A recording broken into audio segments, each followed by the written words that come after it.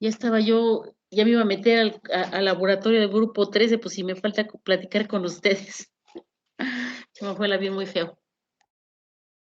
Pero bueno, ya estamos aquí, ya para terminar el curso del primer parcial. Y entonces, pues vamos a platicar de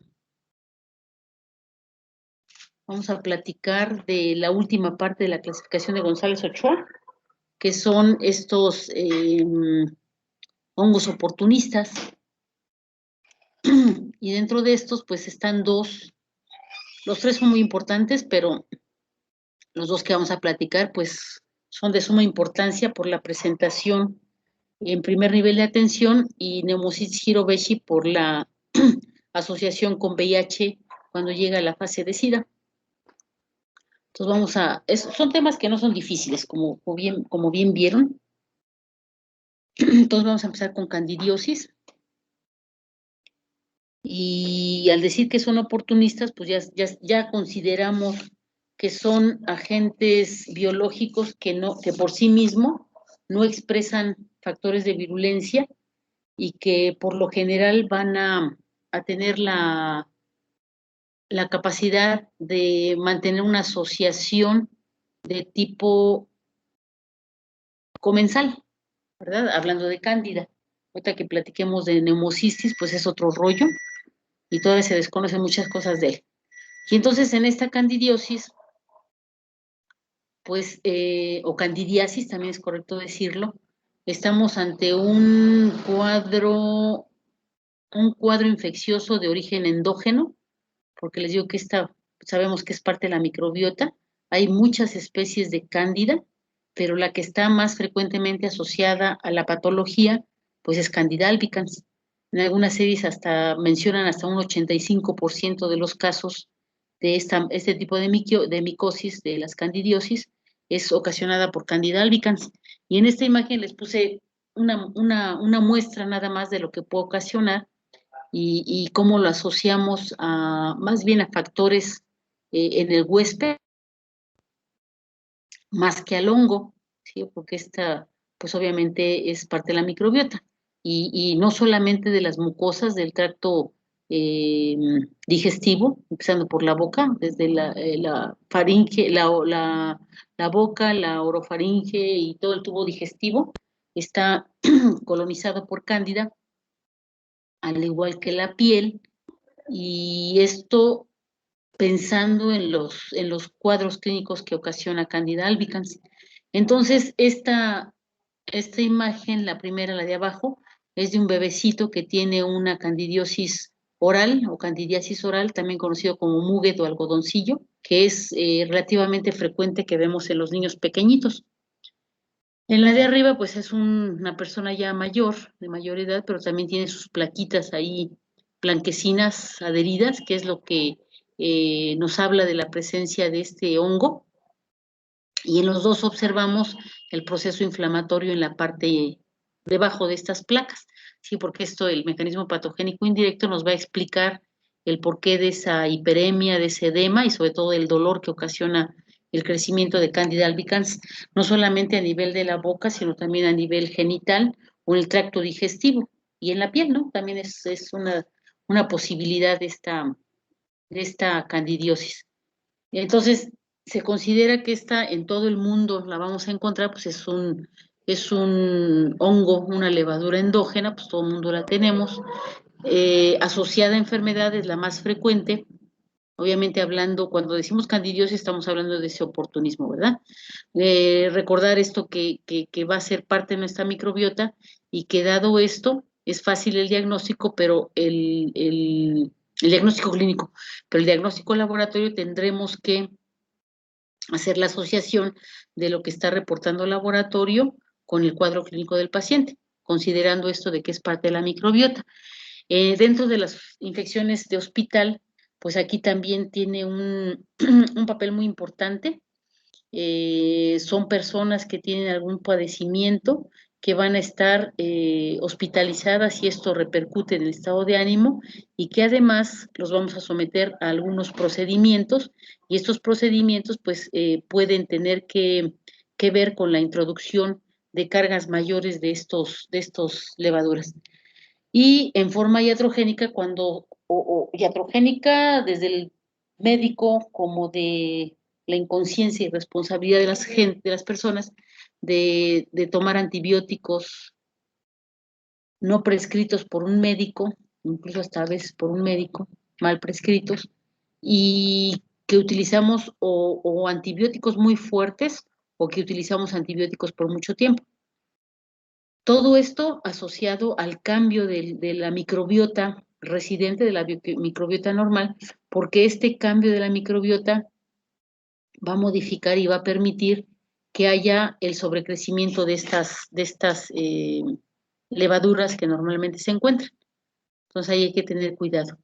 En cuanto a los factores predisponentes, pues el hecho de tener cambios fisiológicos, cambios endocrinológicos por alguna patología, la presencia de una neoplasia hematológica o una neoplasia, pues de cualquier tipo, la presencia de traumatismos que modifiquen y alteren la estructura de la piel, quemaduras, infecciones, maceración. Esto puede hacer que cambie esta microbiota, que cambien las condiciones y que Cándida empiece a expresar los factores de virulencia. Es bien conocido como en las pacientes diabéticas, hasta en los pacientes diabéticos, es común que se presenten infecciones a nivel vulvovaginal. Y estas infecciones a nivel vulvovaginal lo que nos están diciendo es que hay una alteración no solamente del ecosistema y a ese nivel, sino también a nivel sistémico, porque al haber un aumento de la glucemia, un aumento de la concentración de glucosa, esto va a permitir que haya una expresión mayor de receptores para Cándida y que además los mecanismos de defensa sean menos efectivos. Sí, entonces todos estos elementos hay que tomarlos en cuenta dentro de los fisiológicos, pues los extremos de la vida, por eso les presenté a este niño con la candidiasis oral, o los viejitos que también pueden tener esta situación de un inmunocompromiso por deterioro de la respuesta inmune, o en las mujeres embarazadas, ¿no? En las mujeres embarazadas donde hay cambios hormonales que permiten la expresión de estos receptores o permiten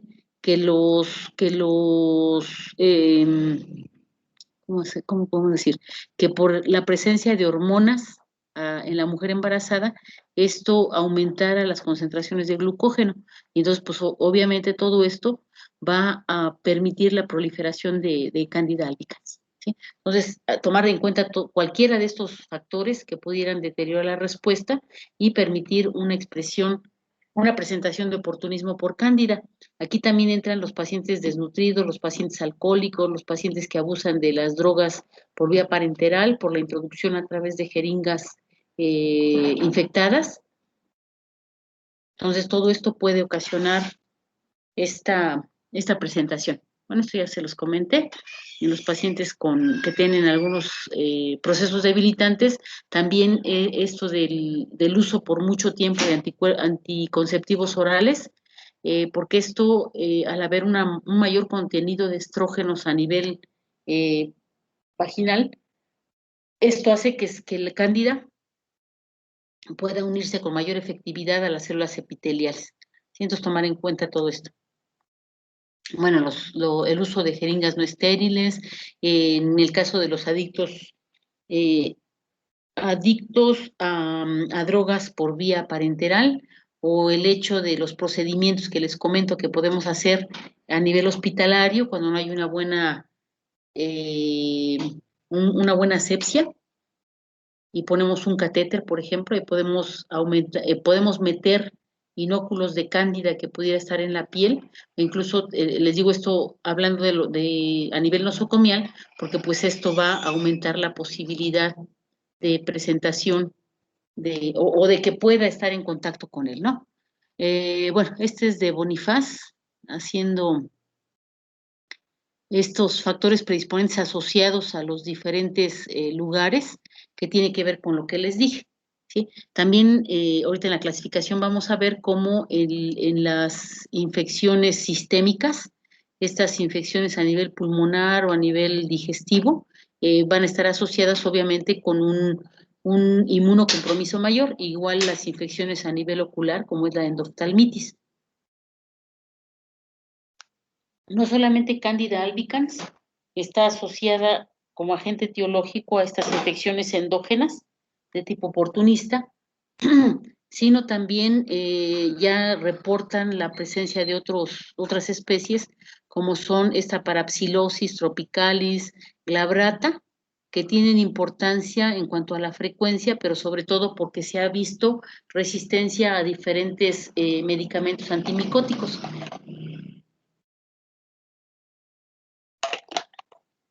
Y lo que les comentaba, Candida albicans más frecuentemente asociada, que mencionan al 50%, pero vi algunos otros estudios donde se van hasta un 85% como agente etiológico de las micosis endógenas.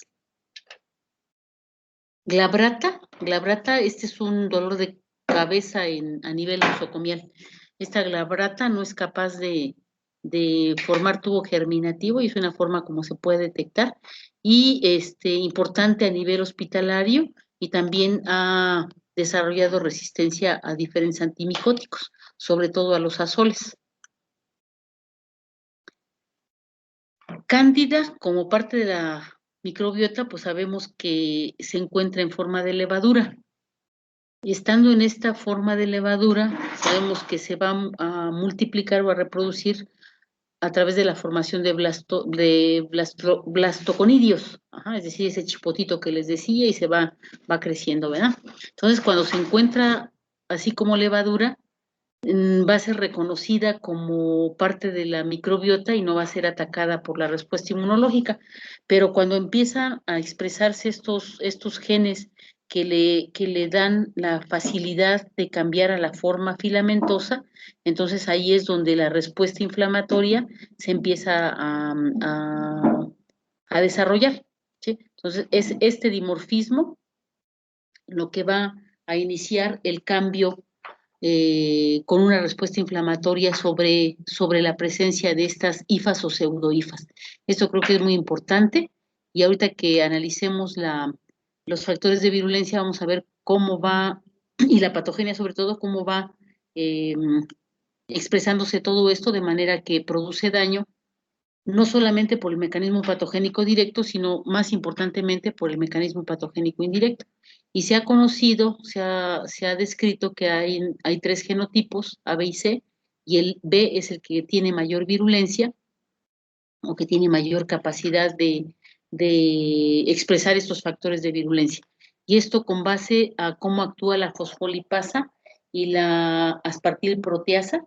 Esta aspartilproteasa o también proteinasa aspartica, esta le va a permitir la adhesión y la invasión de la célula. Entonces, es con base a esto que se hace la identificación genotípica. Pero bueno, esto no se hace a primer nivel de atención y no tiene mucha implicación en cuanto a las manifestaciones clínicas, porque como les dije, aquí es importante más que nada las condiciones del hospedero. Y sabemos entonces que se encuentran como levaduras, que son estas formas ovales o redondas, que tienen la capacidad de reproducirse a través de la formación de blastoconidios, y que cuando pasa en este dimorfismo fúngico, empieza a formar estas hifas o pseudohifas, y que incluso bajo ciertas condiciones, que es pH, temperatura, y esta producción de enzimas, entonces se van a formar las hifas y eso precisamente es lo que observamos cuando clínicamente hacemos una exploración tanto de la boca como de cualquier lugar que estamos observando, ¿no? Es decir, esto que vimos en la primera imagen, esto que se ve como estas placas blanquecinas, corresponden a las hifas y pseudohifas que se forman por el crecimiento de Candida albicans. Entonces, este polimorfismo, o este dimorfismo, mejor dicho, este fúngico va a ser muy importante para la presentación, no solamente para la patogenia, sino lo que observamos en la clínica. Y les digo, no solamente Cándida es capaz de producir este oportunismo, y hay técnicas o pruebas bioquímicas y fisiológicas que permiten la diferenciación de especie. Esto en función de la asimilación de carbohidratos, que es el fundamento del cromoagar, que es un agar especial que cambia de color cuando crece cierta especie en ese medio de cultivo. Es la de asimilación de carbohidratos. La capacidad de fermentación también se utiliza como una prueba bioquímica para determinar la especie. También la capacidad que tiene de formar el tubo germinativo en un tiempo récord, que es de cándida.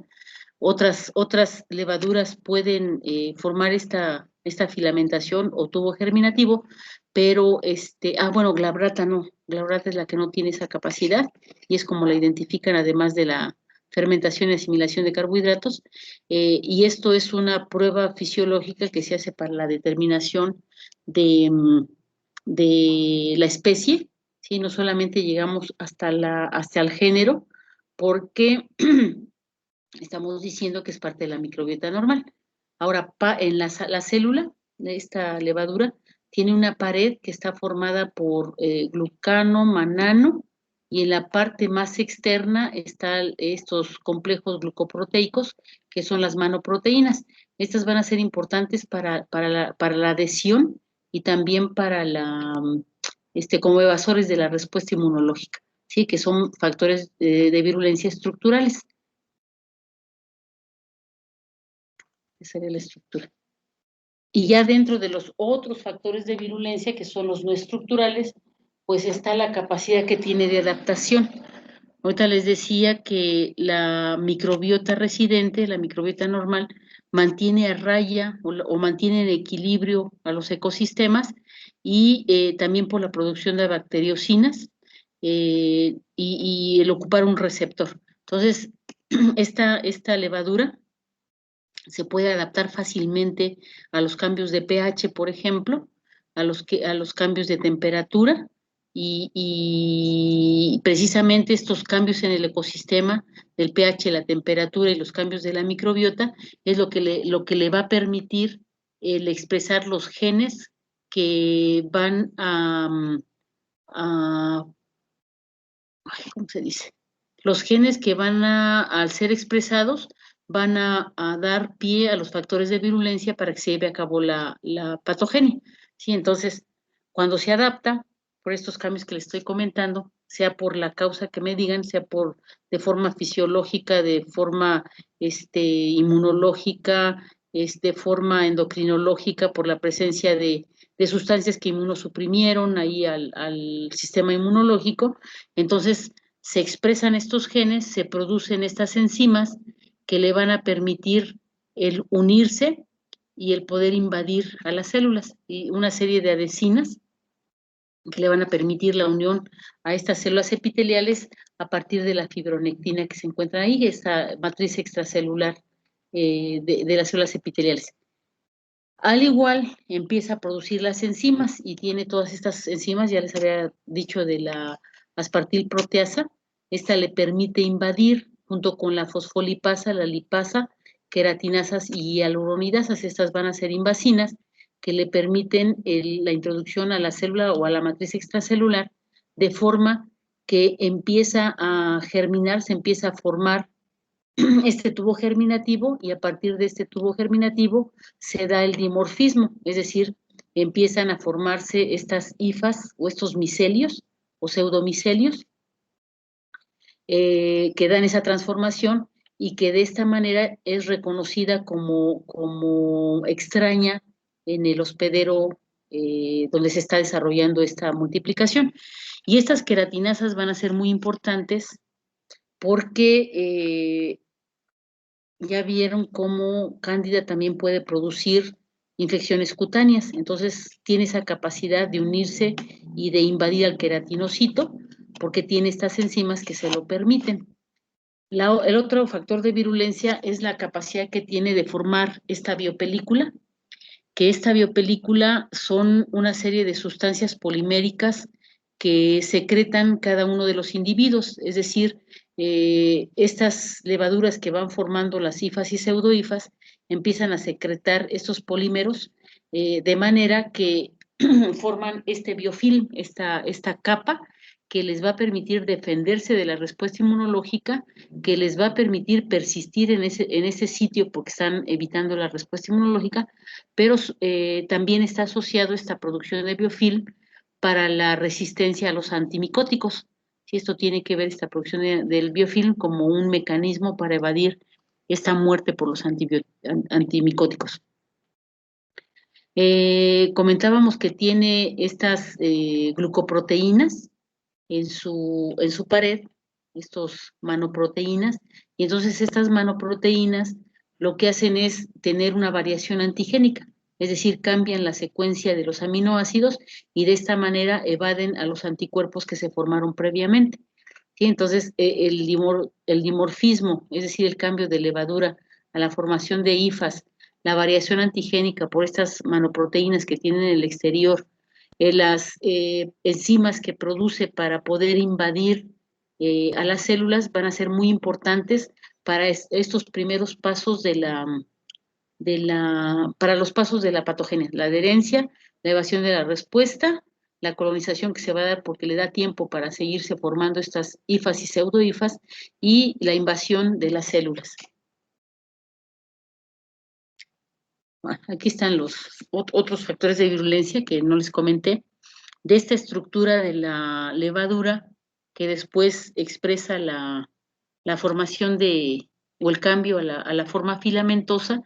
Esta pared que tiene cándida tiene la propiedad de activar a los CD8, ¿sí? Estos CD8 ya ven que son de la respuesta adaptativa. Entonces, al activar a los CD8, disminuye la actividad de los CD4. Y esto es importante en los pacientes que son infectados o que llegan, mejor dicho, a la etapa de SIDA, ¿sí? Porque si de por sí el VIH tiene como célula diana al linfocito CD4, al disminuir la actividad de esas CD4 que tiene, entonces potencia el efecto inmunosupresor que tiene el virus, ¿sí? De forma indirecta. Y entonces, como les dije hace rato, esta estructura de la pared le va a permitir el evadir algunos mecanismos de defensa, como les decía ahorita, con la variación antigénica. Y entonces el primer paso sería la adherencia, ¿verdad? Esta adherencia que va a estar dada por el cambio en el ecosistema donde se encuentra Candida albicans, empieza a germinar, se empieza a cambiar, a producir las enzimas, sobre todo esta aspartil proteasa, que le permite invadir a la célula epitelial, y no solamente la célula epitelial, sino las proteínas de la matriz extracelular. Y entonces empieza a germinar, se forma el tubo germinativo que va a dar origen al micelio vegetativo. Y a partir de ahí, pues empieza la formación del micelio aéreo, que es lo que estamos observando clínicamente, como estas placas blanquecinas que les mencioné y que vimos en la primera imagen, y que ahorita vamos a ver más.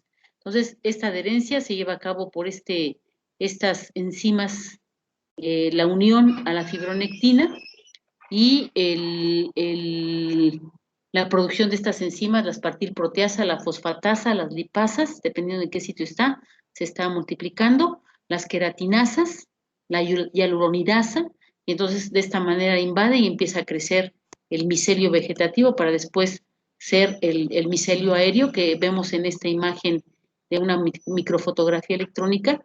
Vemos cómo se formaron todos estos micelios o pseudomicelios, y ahí vemos algunos blastoconidios también, e incluso mencionan esta capacidad que tiene de unirse a la célula que deja incluso hasta su impresión en las células epiteliales. Ese es el mecanismo patogénico directo, ¿verdad? Cómo fue condicionado por los cambios que hubo en el ecosistema, le permitió el aumentar la reproducción del hongo, y no solamente eso, sino cambiar a la forma filamentosa, producir las enzimas, producir el biofilm y evitar la respuesta inmunológica. Este es el mecanismo patogénico directo. El indirecto será la respuesta inflamatoria que hemos comentado desde hace tiempo. Clínicamente se puede manifestar de varias formas. dependiendo de dónde empiece ese cambio. Y les decía, les mostré la mucocutánea, que es la oral.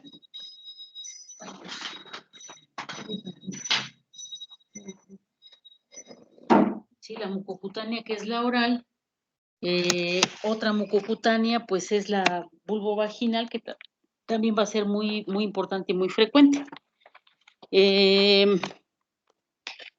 La gastrointestinal, pues esa se va a presentar en pacientes inmunosuprimidos en mayor grado, y esto los vemos en pacientes con SIDA. Sí, ya la levadura va a tener la capacidad de ¿cómo se dice? De diseminarse en todo el tubo digestivo, pero ya cuando vemos eso, pues estamos ante un paciente con un inmunocompromiso mucho mayor. Otras formas serían la pulmonar, también lo vamos a ver en pacientes con mayor grado de lesión. Es decir, ya cuando son sistémicas, ya estamos hablando de situaciones más graves en cuanto a la diseminación y el estado del sistema inmunológico. La cutánea, esta es pues frecuentemente vista en la consulta. Ya les presentaba yo cuando vimos la clasificación de González Ochoa, esta dermatitis del pañal, donde se conjuntan el tipo de piel del niño, la humedad por la presencia de la orina por un mayor tiempo y la calidad del pañal. Y otras que también vemos frecuentemente son los intertrigos, que son estas lesiones cutáneas a nivel de los pliegues, que ahorita les voy a enseñar. Las granulomatosas, esas es rarísimo que los veamos y eso depende de la respuesta inmune del paciente. La cutánea congénita, esa tampoco es frecuente.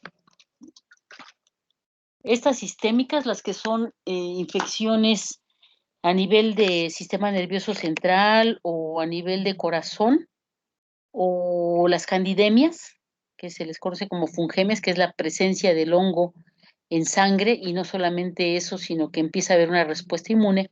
Esto estamos hablando de una diseminación hematógena que lo lleva hacia el sistema nervioso central, obviamente hacia el sistema cardiovascular, pero pues aquí obviamente la respuesta inmune del paciente ya no limitó esa diseminación del hongo, ¿sí? Entonces, aquí estamos ante casos más graves de inmunosupresión. Estas de endoftalmitis, eso también son casos graves, y úlceras corneales. Aquí con las úlceras corneales por lo general van a estar asociados a traumatismos, y es la pérdida de continuidad de la córnea que produce incluso puede producir ceguera, igual la endoftalmitis. Y ya la alérgica, dentro de esta variedad de la candidiosis o candidiasis, aquí ya es más bien la forma de responder del paciente. Son pacientes que tienen la tendencia a la hipersensibilidad. ¿Se acuerdan de estas ides que hablábamos de las dermatofides, de los dermatofitos? Aquí se pueden presentar también, pero entonces ya serán propias de la respuesta del paciente. Rinitis, alveolitis, asma, gastritis alérgica, también asociadas a procesos de tipo inmunológico, y que esto pues es más raro, ya no tiene tanto que ver con el, ¿cómo se dice? Ya no tiene que ver tanto con la respuesta inmunológica, es decir, una inmunosupresión, sino más bien la forma como responde el paciente. Esto tampoco es muy frecuente que lo veamos, pero hay que tomarlo en cuenta. Bueno, esto creo que ya lo vimos, la patogenia, que era la adherencia, sí, inicia con la adherencia, se los puse con la imagen de Sherris. Entonces, tenemos esta proteína que se encuentra en el hongo, ya cuando está en este cambio de forma, en este dimorfismo fúngico. Entonces, esta proteína se localiza en los tubos germinativos y se localiza ya en la hifa que está creciendo, y esto le permite una adherencia mayor a la fibronectina, junto con las manoproteínas se encontraban en la parte más externa de la pared de este hongo, y estas manoproteínas se van a unir a la matriz extracelular, se unen a la fibronectina, la laminina, al colágeno, y ahí empieza la adherencia, ¿sí? Que es esta inicial. Después viene la producción de las enzimas, esta aspartil proteasa, que le va a permitir el invadir a la célula epitelial, pero también es la que nos explica cómo puede penetrar al queratinocito. ¿Sí? Esto le va a permitir invadir a las células y a la matriz extracelular para que vaya creciendo. Y el otro, pues, son la formación de los biofilms, que son esta secreción de estos polímeros por este hongo, ¿sí? Que se ha ido multiplicando, que va formando estos hifas o pseudohifas, y entonces esto le va a servir de protección, le va a servir para unirse, para adherirse a algunos dispositivos, y le va a servir también en esta protección para resistir a los antibióticos. Y entonces el biofilm es muy importante. Bueno, otra parte importante de la patogenia es cómo hay un mimetismo de esas proteínas de superficie que les decía, estas manoproteínas, que se parecen a CR2 y CR3. Estos receptores se encuentran en los fagocitos, y entonces, al haber este mimetismo, la respuesta inmunológica se confunde y los va a detectar como si fueran propios, y esto le va a permitir evadir la respuesta inmune. Por el lado de estos factores predisponentes que les comentaba en los diabéticos, ya se los comenté anteriormente, cómo la glucosa, cuando aumenta la concentración, va a aumentar los receptores, pero también disminuye la capacidad de los fagocitos para llevar a cabo este procesamiento dentro de ellos, ¿sí? Por el aumento de la cantidad de glucosa que tiene el paciente. Bueno, esto ya lo vimos. Bien, esta candidiosis localizada, que es la vulvovaginal, la van a ver N veces en clínica. Es muy, muy, muy frecuente. Y en este sentido, sí me gustaría decirles que se den la oportunidad de explorar a sus pacientes, ¿sí? Hay muchos médicos legistas que preguntan a la paciente, por ejemplo, aquí el motivo de la consulta pues sería la descarga vaginal, el flujo vaginal, y nos conformamos con preguntar las características, ¿sí? Entonces, muchas veces vienen en forma combinada, o muchas veces la mujer no percibe la calidad del flujo que está saliendo por vía transvaginal. Entonces, un mal consejo, siempre traten de hacer la exploración física para verificar lo que les está diciendo su paciente, y que tengan una visión mucho mejor del problema que tiene su paciente. Y entonces, en estas candidiosis vaginal o candidiasis vaginal, que es muy frecuente por las cosas que hemos comentado en las diabéticas y en las mujeres embarazadas, o en las mujeres que tienen mucho tiempo utilizando anticonceptivos orales, o por eso les digo, por la causa que ustedes quieran, y entonces el motivo por el que va la mujer, pues es porque tiene esa descarga que no tiene olor y que da comezón. Ajá, ese es el motivo. Eh, Incluso puede haber disuria, puede haber dispareunia, es decir, molestia al tener actividad sexual por el proceso inflamatorio. Y entonces, cuando lo visualizamos a la exploración física, pues vemos esta vagina con un fondo hiperémico, con placas blanquecinas adheridas que tienen esa apariencia de queso cottage, lo mencionan, o de yogur, no, de queso cottage, ¿verdad? Mejor, que es así como grumoso, y observamos cómo en el fondo de estas placas se ve enrojecido, se ve hiperémico y se ve edematoso. Este es el mecanismo patogénico indirecto.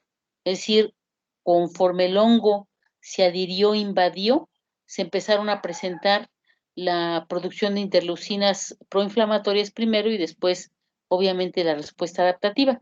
Y en esta producción de citocinas proinflamatorias. Ya sabemos que en las fases de inflamación, pues hay un aumento de permeabilidad, que es también para que lleguen atrayendo otras células de la respuesta inmune, este aumento de permeabilidad que se ve como el edema y se ve como esa hiperemia. ¿Sí? Entonces, esa parte es explicada por el mecanismo patogénico indirecto. Y entonces, al asomarnos, vemos estas placas adherentes blanquecinas, eh, de mayor o menor grado, y la hiperemia en la parte basal. Y muchas veces este flujo, cuando sale por el introito vaginal, puede ocasionar comezón e incluso les digo, puede ocasionar disuria. Aquí tenemos una candidiosis oral y observamos lo mismo, esta secreción blanquecina, este exudado blanquecino con un fondo hiperémico y edema que se ve aquí en la úvula, por ejemplo. Y esto lo que estamos observando, pues serían todas esas hifas o pseudohifas de cándida, más aparte, por la respuesta inmunológica, pueden encontrarse leucocitos, ya saben que se produce la interleucina 8, pero además, por el proceso inflamatorio, hay células epiteliales descamadas e incluso la presencia de fibrina como parte de esa respuesta inflamatoria. Eso es lo que se observa tanto en la vagina como a nivel oral. Aquí varios casos de candidiosis. Y les digo que el grado el color de la secreción va a depender de la cantidad que exista, ¿sí? El que les enseñé en la primer diapositiva, se ve una candidiosis mucho mayor que esta que les presento aquí con este niño. Y estos niños con esta candidiosis oral, por lo general les produce molestia para la alimentación por el proceso inflamatorio que les estoy comentando, como el mecanismo patogénico indirecto.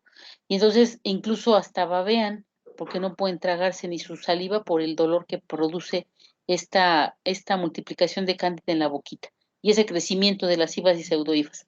Y en las imágenes del medio vemos cómo hay esa descarga vaginal que no se ve como las placas que vimos en el interior eh, de la imagen de la vulvovaginitis anterior, pero vemos cómo al haber esta descarga puede producir irritación, comezón e incluso la hiperemia tan importante que vemos aquí alrededor.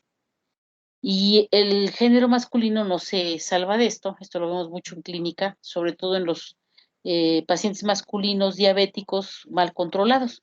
Estos pacientes desarrollan balanopostitis, que es esta infección por cándida a nivel de los genitales externos, y vemos todas las placas blanquecinas, el edema, y aquí el problema de la candidiosis en el hombre es que cuando esto se preserva mucho, va a ocasionar un cierre del prepucio, lo que se va a manifestar como una fimosis, que es el cierre del prepucio, queda atrapado el pene dentro del prepucio, y entonces puede incluso dificultar la micción si es que está completamente cerrado.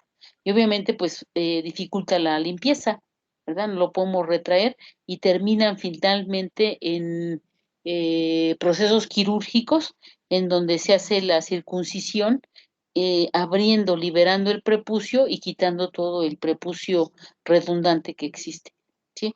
Esto, les digo, es la complicación del paciente diabético que en forma esta balanopostitis. Más imágenes. Como ven, clínicamente no es difícil hacer el diagnóstico. Estos, por ejemplo, no son casos graves. En los otros me está hablando de una inmunosupresión por la causa que ustedes me digan.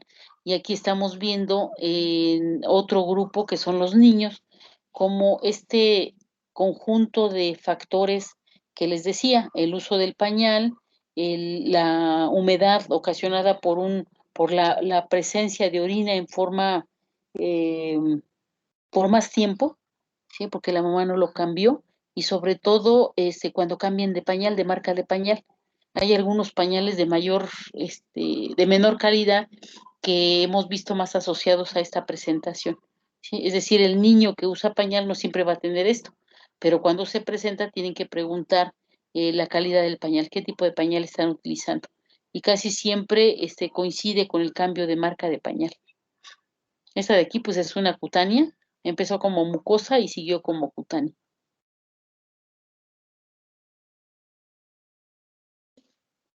Y ya nos vamos con las cutáneas.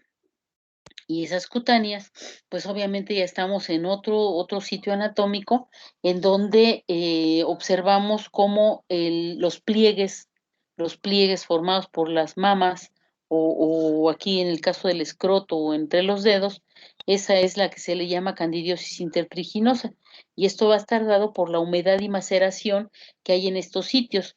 Y aquí tendrán que ver, uno, si no es diabético, dos, si hay la higiene adecuada, tres, si es una persona que suda mucho y sobre todo si hay obesidad, ¿sí? Porque esos pliegues por la obesidad pueden favorecer más la humedad y la maceración de los tejidos. ¿Sí? Entonces aquí hay que preguntar varias cosas y si se dan cuenta no se parece a las dermatofitosis que vimos al inicio de las micosis. Aquí no hay borde activo, hay una maceración completa, sí está súper marcado, no es como en el caso de los dermatofitos. Y el que sí se parece a los dermatofitos o a los dermatofitosis es la onicomicosis, ¿sí? Aquí la diferencia será que por lo general Candida albicans va a acompañarse del proceso inflamatorio, ¿sí? Y lo observamos en la primer uña. Creo que sí se alcanza, bueno, el cambio del cambio de coloración de la uña sí se alcanza a ver y engrosamiento, pero creo que sí se alcanza a ver el proceso inflamatorio alrededor de la uña. A eso se llama paroniquia. Y acá abajo tenemos un proceso inflamatorio mayor, es candidiosis o candidiasis en las uñas, pero vean el proceso inflamatorio que incluso hasta parece que se ven como palos de tambor esos deditos, ¿no? Pero eso es por el proceso inflamatorio a nivel de, de de la parte proximal de la uña, por el proceso inflamatorio ahí en el paroniquio. Aquí se observa mejor este proceso inflamatorio alrededor de la uña. Este es cándida. Bueno, y les digo, conforme más extenso sea el proceso infeccioso por cándida, pues estamos ante un proceso inmunosupresor mayor, de manera que las formas sistémicas diseminadas y de tejidos profundos, pues aquí estamos o ante un SIDA o estamos ante un proceso más con un inmunocompromiso mayor. Y les digo aquí, la neumonía por cándida o las infecciones de vías urinarias por cándida se pueden presentar con mayor facilidad. Aquí está la endoftalmitis que les decía. Vean el proceso de inflamación, esto se le llama quemosis, este proceso tan importante inflamatorio, y vean, por ejemplo, el ojito como queda aquí atrapado en esta inflamación. Y la hiperemia, el grado de hiperemia, estos son ya grados muy importantes, muy graves de lesión en el ojo, y les digo esto, y las úlceras corneales por lo general van a dejar una ceguera. Y en la parte de abajo, en la imagen de abajo, es una endoscopía de un paciente que tiene una candidiosis de tracto digestivo. Esta es la parte superior, es una de esófago, pero vemos cómo el crecimiento de cándida está pues prácticamente en todo el tubo, hasta donde se observa, ¿sí? Esto quiere decir que las condiciones del sistema inmunológico están más deterioradas y observamos la cantidad de las placas blanquecinas que corresponden a las hifas y pseudohifas, pero también se alcanza a ver el proceso inflamatorio que existe por debajo. Sí lo ven, ¿verdad? Pues este proceso inflamatorio a nivel del esófago produce mucho dolor, produce una deglución dolorosa que limita la ingesta del paciente.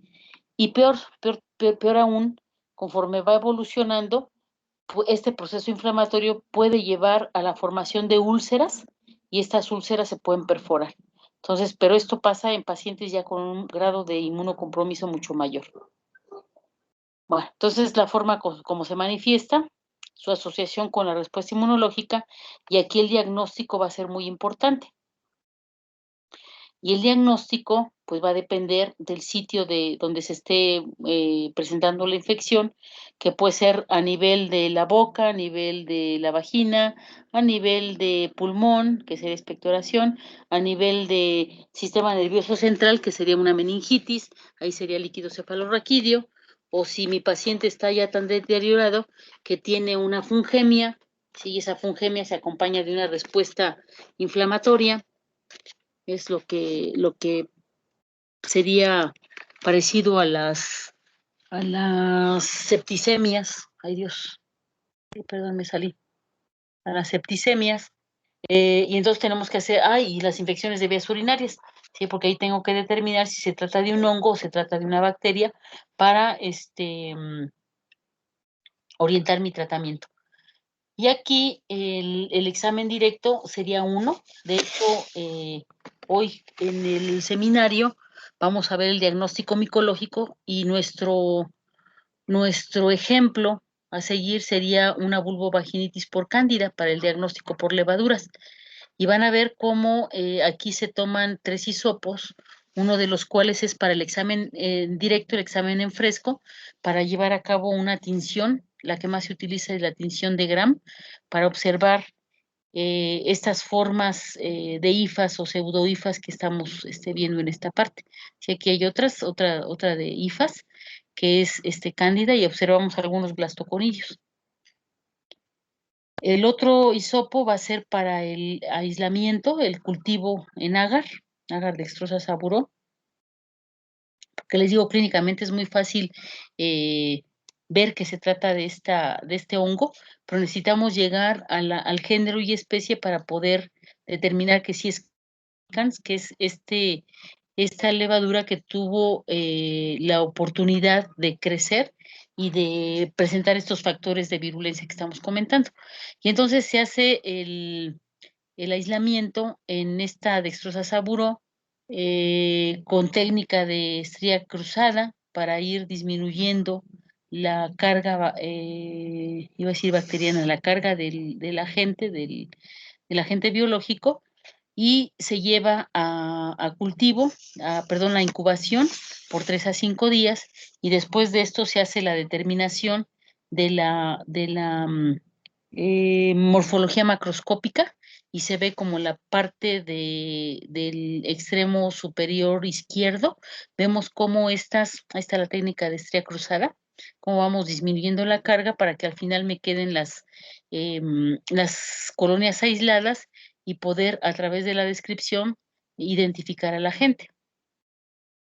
Y entonces esta descripción macroscópica de la colonia, que se parece mucho a cómo se forman a cómo crecen las bacterias, entonces vemos que son blanquecinas o perladas o amarillentas, vemos que son de borde nítido, elevadas, convexas, cremosas, ¿sí? Y esta sería la descripción macroscópica para después irnos a ver en el microscopio y veríamos las levaduras, y los blastoconidios.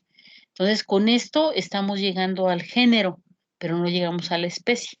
Ahorita vamos a ver cómo las técnicas fisiológicas o bioquímicas para la identificación de la especie de este hongo. En el medio de cultivo que está a un ladito es un biji. Aquí se ven diferentes las colonias, las vemos así como si fuera estrelladitas, como radiadas las colonias, y de otro color. Los nutrientes son diferentes, pero también permite el aislamiento de estas levaduras. Y en la parte de abajo es el que les decía del el cromoagar. Este cromoagar creo que es más fácil la identificación, porque en este cromoagar va a tener un carbohidrato diferente. Sí, es esta prueba de captación de carbohidrato o de fermentación del carbohidrato, y dependiendo de la especie y dependiendo del azúcar en el que está creciendo, cambia el color de este agar. Si se dan cuenta, ahí se ve uno de color rosita, uno de amarillito, uno de azul, ¿sí? Entonces, esto nos está hablando de la fermentación que tiene sobre el carbohidrato y nos da directamente la especie, ¿sí? Estas pruebas de carbohidratos son muy buenas. Y la otra forma, esto es creo que lo que utilizan más en la actualidad, y las otras formas es a través de una prueba fisiológica que es la ay, se llama de filamentación o de prueba de tubo germinativo. Y esta prueba de tubo germinativo es la producción de este tubo germinativo, no porque se haga en un tubo de ensayo que contiene suero, sino es la producción de este tubo germinativo, ese filamento que habíamos comentado, que empieza a salir de la levadura para que dé origen a las hifas o pseudohifas. Y entonces esta prueba fisiológica se hace en suero humano porque este suero contiene los nutrientes más adecuados para que pueda formarse esta filamentación. Y Candida albicans es la única especie que lo hace en tiempo récord de 2 a 4 horas. Todas las levaduras filamentan o todas las levaduras forman tubo germinativo, pero Candida albicans es la que hace a este tiempo. Entonces se lleva incubación de temperatura corporal por 2 a 4 horas y se va a observar la posibilidad de encontrar estas filamentaciones, que son estas formas delgaditas. Algunos lo mencionan como imagen en espejo de mujer, estos espejos de mano, en forma de raqueta, ¿sí? Pero se refiere a esta forma de filamento que va a dar origen a las hifas o pseudohifas. Hay otra prueba que es la prueba de formación de clamidoconidios, y esto es el cultivar en condiciones desfavorables para la cándida. Una es este agar harina de maíz con Twin 80 o en el agar níger. En este, como tiene menos nutrientes, la cándida va a tender a formar estas de resistencia que les había comentado, que son las clamidoconidias, que son estas formaciones de resistencia que tienen una pared más gruesa, estas que se tiñen de mayor colorcito, porque tienen una pared más gruesa. Entonces, esta prueba también se puede hacer para el caso de la identificación de Candida albicans.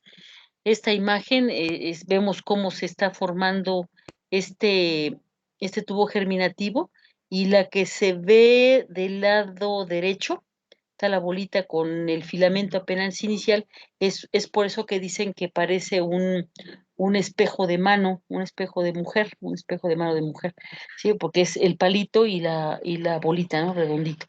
Y del otro lado pues, están las clamidosporas, que son los clamidoconidios, que es esta prueba que les comentaba de la formación en estos medios pobres en nutrientes. Se pueden hacer biopsias cuando se requiera, y ahí sería la observación de estos filamentos o pseudofilamentos. Están teñidos con diferente cosa los dos. Por ejemplo, el del lado derecho es una biopsia de pulmón, obviamente un caso grave, y se observan estas filamentaciones, esta forma filamentosa del hongo. Y la del lado izquierdo, esta es una biopsia de esófago, y podemos observar, cuando se ve más oscuro, la cantidad de filamentos que dio origen esta levadura, ¿sí? Entonces, esta es para la observación, sobre todo de las hifas o pseudohifas, a partir de una biopsia, un estudio histopatológico. Se puede hacer también las intradermorreacciones, aquí se va a utilizar candidina, pero la función es la misma, el valorar la respuesta celular, pero vean cómo la dilución tiene que ser mucho más alta para considerarla positiva. Esto porque Candida albicans forma parte de la microbiota, y titulaciones más pequeñas, perdón, titulaciones menos concentradas, pues nos pueden hablar de estas cándidas que forman parte de la microbiota normal. Las otras pruebas son pruebas indirectas, en donde se observan los anticuerpos específicos contra cándida. La inmunofluorescencia puede ser directa o indirecta, pero estos son pruebas más costosas porque se requiere además de ¿cómo se dice?, de anticuerpos con cromógenos, requiere de un microscopio especial para fluorescencia, un microscopio de fluorescencia. Entonces son más caros. La otra que se puede hacer, pues, es la detección por PCR, la secuenciación por PCR. El tratamiento, pues, va a depender de si es de la extensión de él, va a depender de la profundidad. Si es tópico y es localizado, pues, perdón, si es un padecimiento localizado, pues ahí pueden utilizar un tratamiento tópico.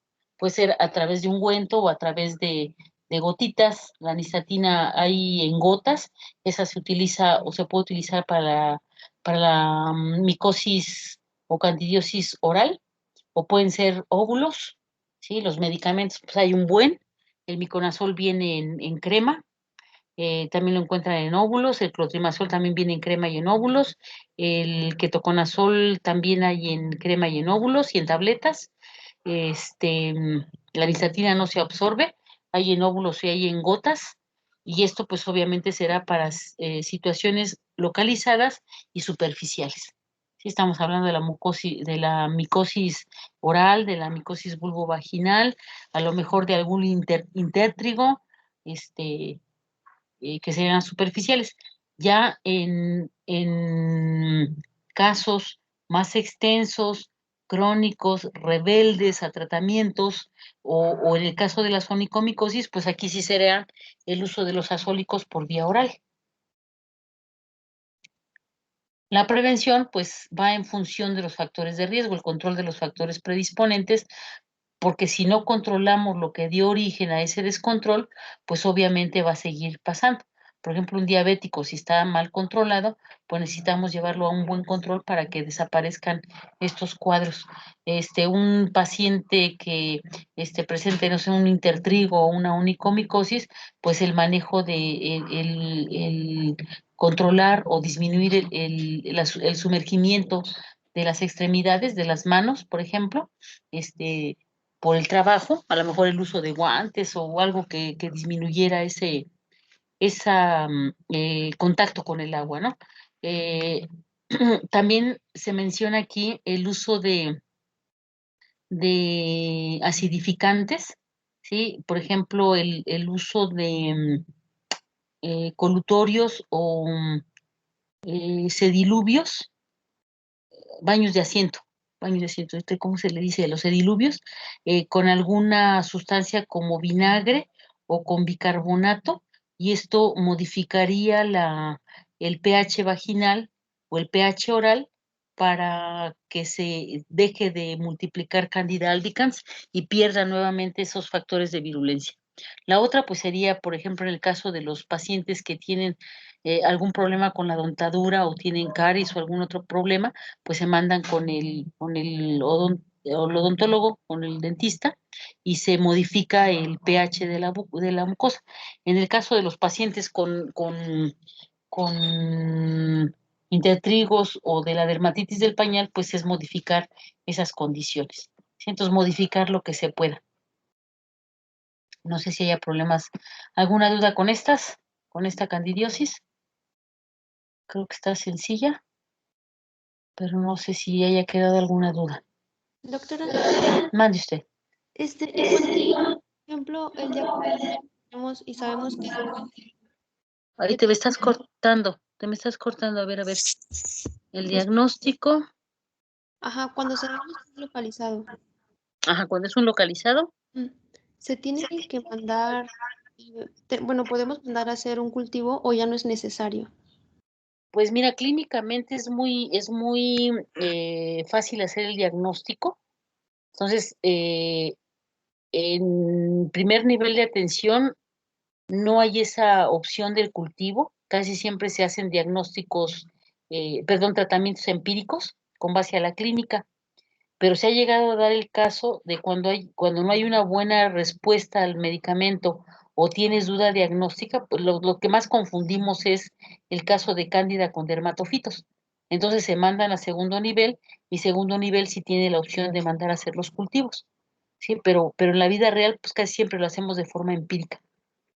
por ejemplo, una dermatitis del pañal, una candidiosis oral, pues es bien fácil, ¿no? Los pacientes que ya presentan infecciones sistémicas, como las que les enseñé, la endoftalmitis o la candidiosis de todo tubo digestivo, pues no son de nuestro manejo. Son pacientes que son muy inmunosuprimidos y que requieren de tratamientos sistémicos que por lo general van a ser a nivel hospitalario. Entonces, por todos lados, el diagnóstico micológico pues casi no se lleva a cabo en primer nivel de atención.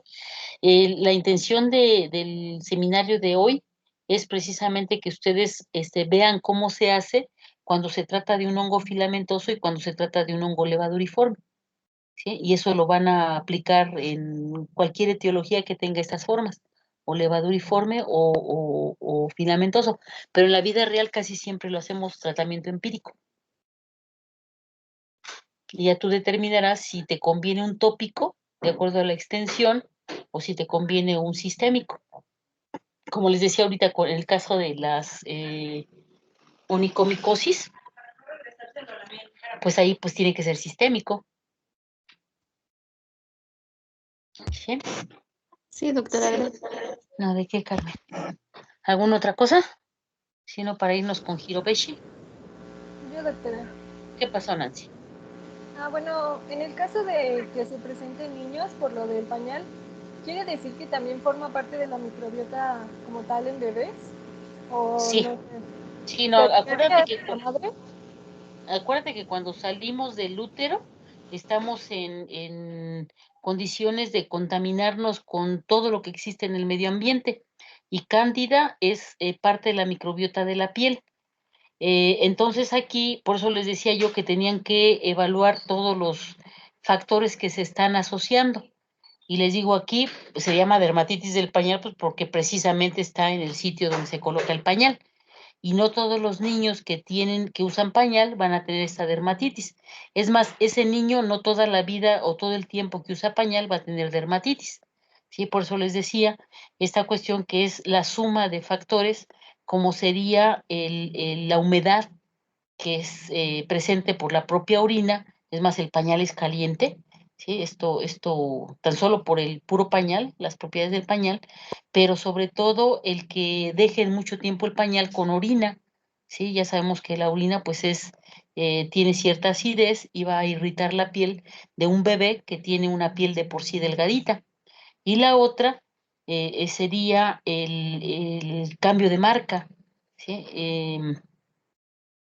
En consulta te llegan muchísimos casos de dermatitis del pañal, pero te digo, no es el mismo niño, solamente va en ciertas ocasiones y entonces cuando te pones a preguntar, yo me di cuenta de eso, que por lo general era cuando cambiaban de marca de pañal.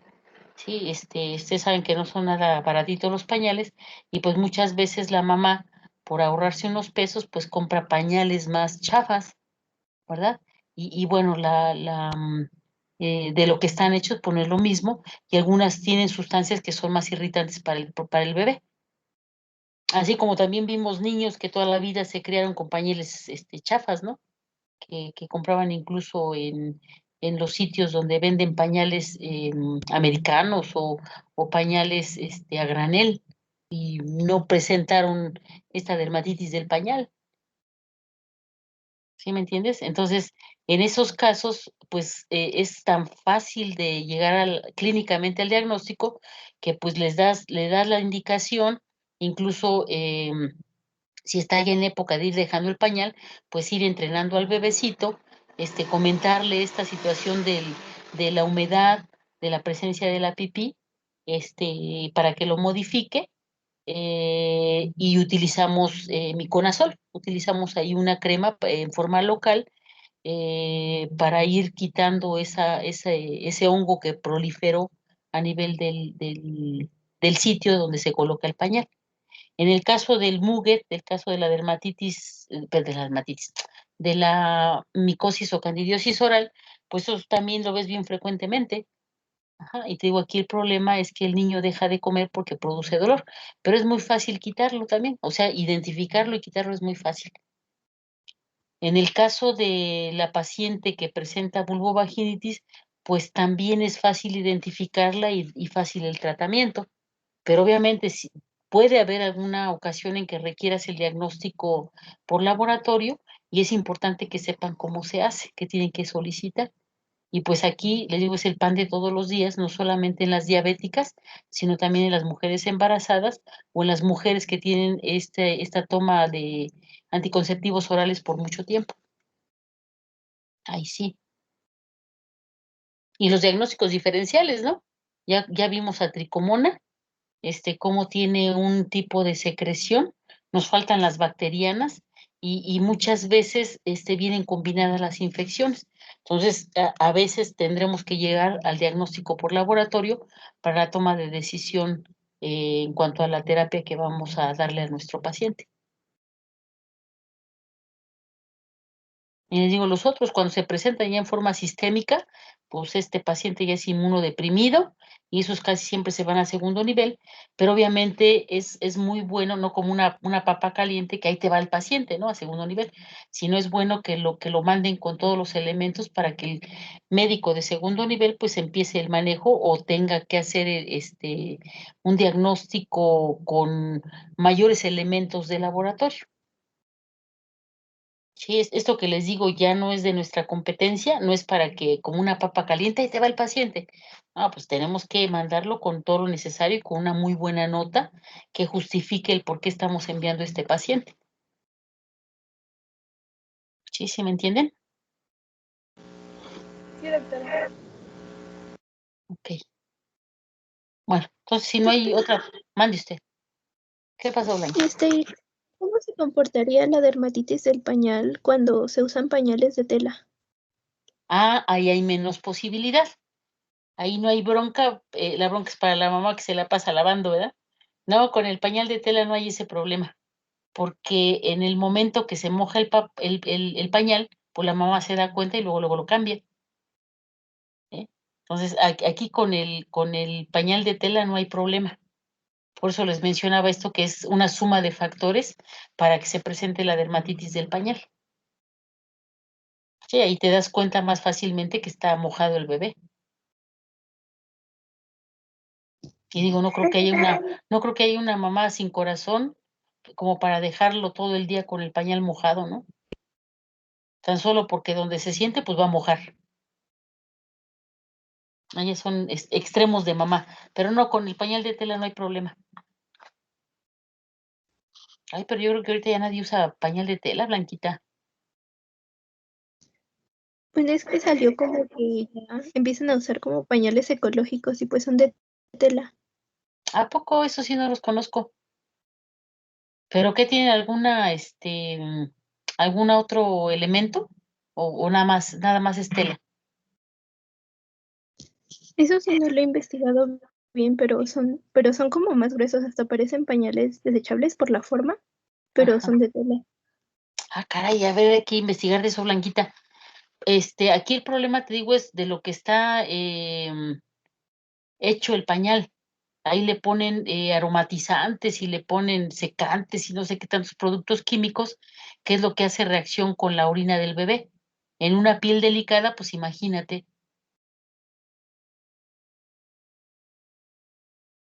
Sí, te digo, este problema de la dermatitis es bien fácil de diagnosticar y de tratar. Y también ahí, pues hacemos cambios del, del medio, es decir, acidificamos o alcalinizamos, porque utilizamos agüita con vinagre o agüita con bicarbonato. Y ya con eso una limpieza previa y luego su antimicótico, el pañal se cambia, se modifica a uno de mejor calidad y con eso se les quita. Muy fácil. Y obviamente, pues intentamos de que queden un buen tiempo con su región perianal o perineal, mejor dicho, al descubierto. Les indicamos que los mantengan sin el pañal el mayor tiempo posible. Y te digo, si ya está en tiempo de ir entrenando a quitarle el pañal, pues mucho mejor. Esto debiera hacerse en forma muy temprana, el quitarles el pañal. Pues no sé si hay alguna otra pregunta, muchachos, o duda. Unos un tanto. Yo, doctora, Mande usted. Y esa candidiasis del pañal, dermatitis del pañal, perdón, ¿no se podría dar en los adultos mayores que ya, por ejemplo, están en asilos y que también usan pañal? Sí, sí, sí se puede dar. Hay una irritación, pero no es tan extensa. Digo, el pañal del adulto es como si fuera una tira. Ajá, o sea, no es como el pañal del bebé, que tiene todo el producto en todo el pañal, en toda la superficie del pañal. La del adulto es como si fuera una franja, desde la parte anterior hasta la parte posterior. Pero obviamente si hay ese descuido en cuanto al tiempo, el tiempo que se deja el pañal, con los productos que tiene el pañal, más aparte la falta de higiene y una piel delgada, porque la piel del anciano también es delgadita, pues también se puede producir una dermatitis del pañal. Sí, Ale. Gracias, doctora. El cuidado del adulto mayor de verdad es que es todo un arte, ¿eh? Y obviamente ahí depende del cuidador y va a ser más frecuente tal vez cuando el cuidador primario no tiene todas estas precauciones, porque pues, sí hemos visto, ¿verdad? Eh, Ancianos muy descuidados que luego les dejan el pañal sucio por mucho tiempo, pero sí también les produce irritación y también hay esa posibilidad. ¿Alguna otra cosa, muchachos? Sí, bueno, ahorita vimos las diferentes, bueno, como la enfermedad de candidiasis como tal, pero las especies entonces no difieren mucho en los efectos que causan, en las consecuencias que No, provocan. no. Es más frecuente Candida albicans y se ha reportado ya la presencia también, sobre todo esa de parapsilosis y la tropicals. Esas son de las que más reportan, pero te digo aquí, y glabrata es la segunda causa más frecuentemente asociada, pero menor comparada con Candida albicans. Y de esta la identificación de la especie es muy importante, por lo que les comento en cuanto a la presentación en nosocomiales, es decir, asociada a infecciones nosocomiales, pero sobre todo por la resistencia a los medicamentos antimicóticos. Y sí, glabrata ya se está mencionando más como agente causal y esa parapsilosis. Y hay una que no me acuerdo el nombre, que está asociada a resistencia. Esta la reportaron, no me acuerdo, creo que fue el año pasado o el antepasado, pero no me acuerdo el nombre de la, de la especie que está asociada a panresistencia. Pues ya no me acuerdo cómo es Ay, a ver, déjenme verle. No, esta no es. No era parapsilosis. No me acuerdo del género. Mm,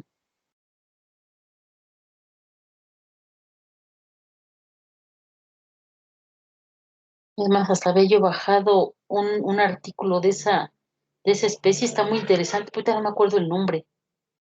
A ver si en este fin de semana lo busco, porque tengo que bajé el artículo, está súper interesante, pero no me acuerdo la especie. Bueno, ahorita para no entretenerme, déjeme se lo busco, porque le digo que eso lo reportaron, no me acuerdo si el año pasado o el antepasado, la presencia de esa especie de cándida que era resistente a todo.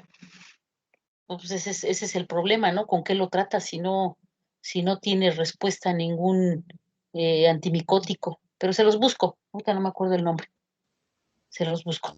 Ah, ok, entonces ya concluyendo la especie de cándida, nada más la importancia radica en el fármaco que se le va a dar. Así es, ajá. Te digo, se ha reportado más frecuentemente la asociación de Candida albicans a este oportunismo, pero es importante llegar a la especie, porque si se trata de otra especie hay que ver en cuanto a la resistencia a los medicamentos. Cándida todavía no reportan resistencia a los medicamentos, a los antimicóticos, afortunadamente. Y te digo, pues aquí importante, pues regresar al paciente a las condiciones fisiológicas, porque mientras haya este estado de inmunosupresión, pues obviamente sigue presentándose la infección por oportunismo. Y a veces no solamente de esto, ¿no? Hay otros oportunistas que vamos a platicar en VIH que llega a SIDA.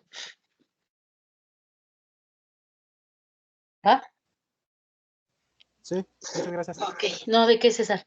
Entonces, si no hay otra cosa, pues nos vamos con el último tema para que nos dé chance, porque no es difícil, pero pues hay que platicarlo, sobre todo esta situación de la importancia con cierto grupo de hospederos, que serían los pacientes, obviamente inmunosuprimidos, perdón. Estamos hablando de oportunismo, estas micosis oportunistas, pero la importancia en cuanto a la asociación con un grupo de riesgo que son los pacientes con VIH-Sida, que llegan a esta etapa de SIDA. Y no es el único grupo de riesgo, pero en función de los pacientes que tienen SIDA o que llegan a SIDA, porque hay una forma de evitarlo, que sería el dar inmunoprofilaxis con medicamentos. Ay, Dios, creo que le quité. Oh, perdón. ¿Sigo compartiendo o ya la quité?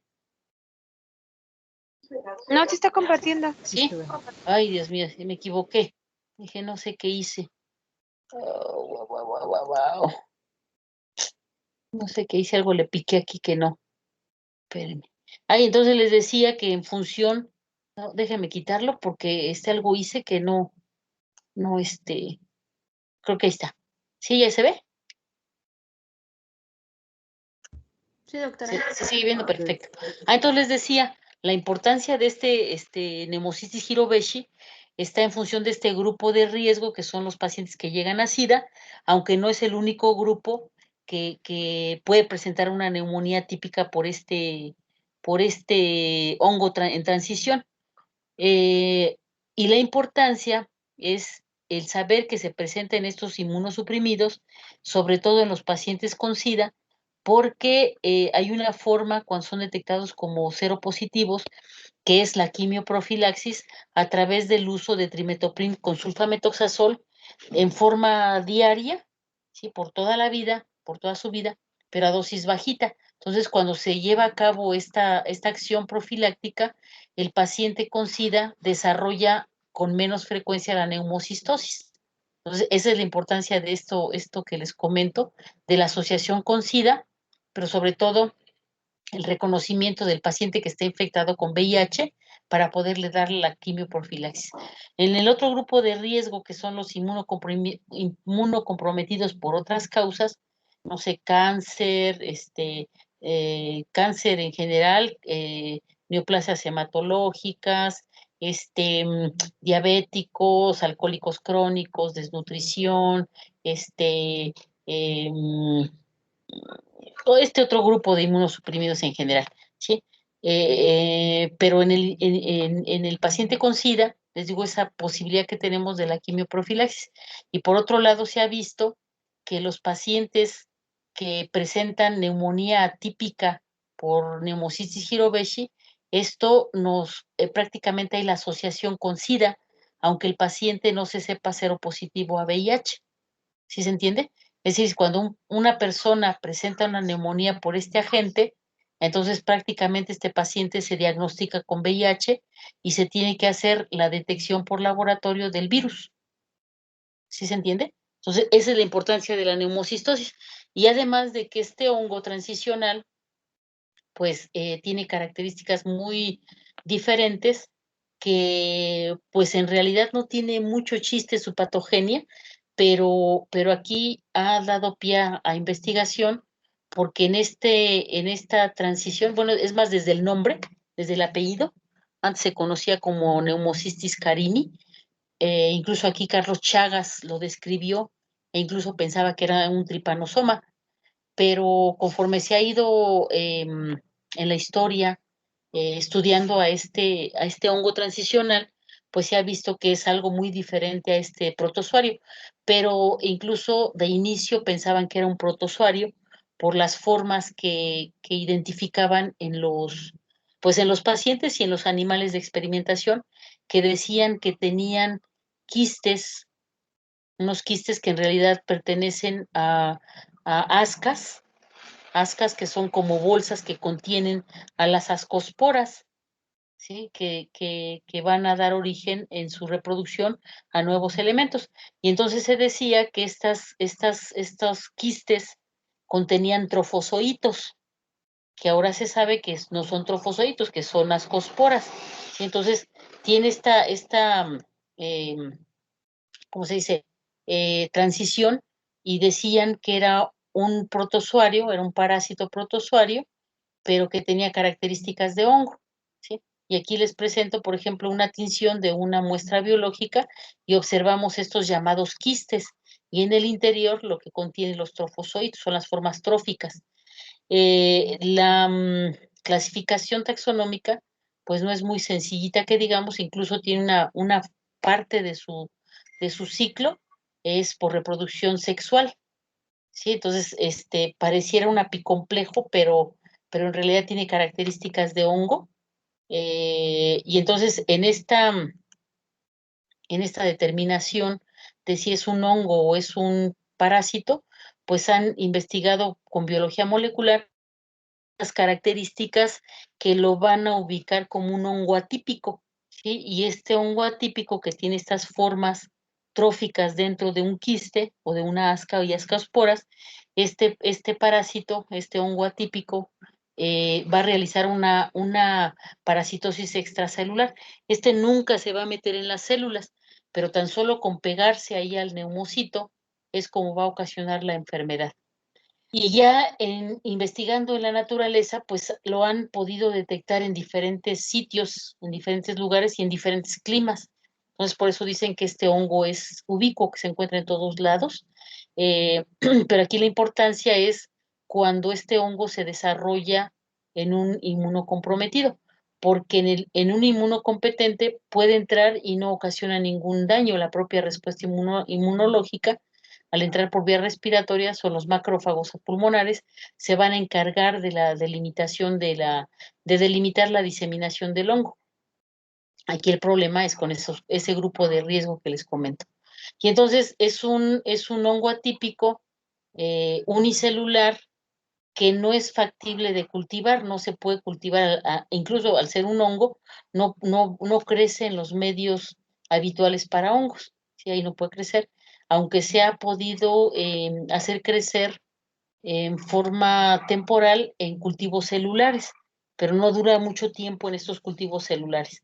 Entonces, eso dificulta también mucho el poder investigar el comportamiento, etcétera, de este hongo. Entonces, particularmente en Pneumocystis jirovecii, este hongo atípico que tiene características de protozoario, este es específico de especie, es decir, la especie que parasita es única para ese hongo, y por eso le cambiaron el nombre de carini. Antes era Pneumocystis carini y ahora le cambiaron a Pneumocystis jirovecii por la cuestión de que vieron que carini, que también fue quien lo describió, estaba más asociado a los roedores. Entonces se dejó este nombre de Pneumocystis carini, y sabemos que se refiere a los reservorios, que son los roedores.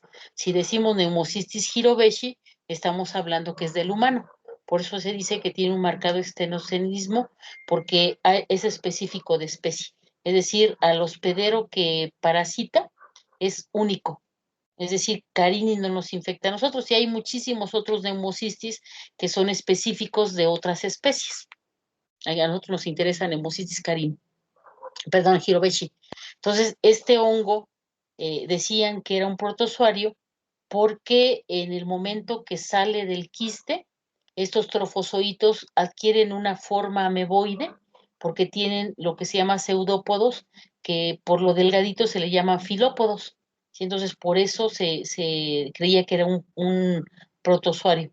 La otra es por el tipo de mitocondria que tiene, son células eucariontes, es unicelular, pero la mitocondria es muy, muy finita, ¿sí? Entonces, al ser finita, pues esta no es una característica de los hongos.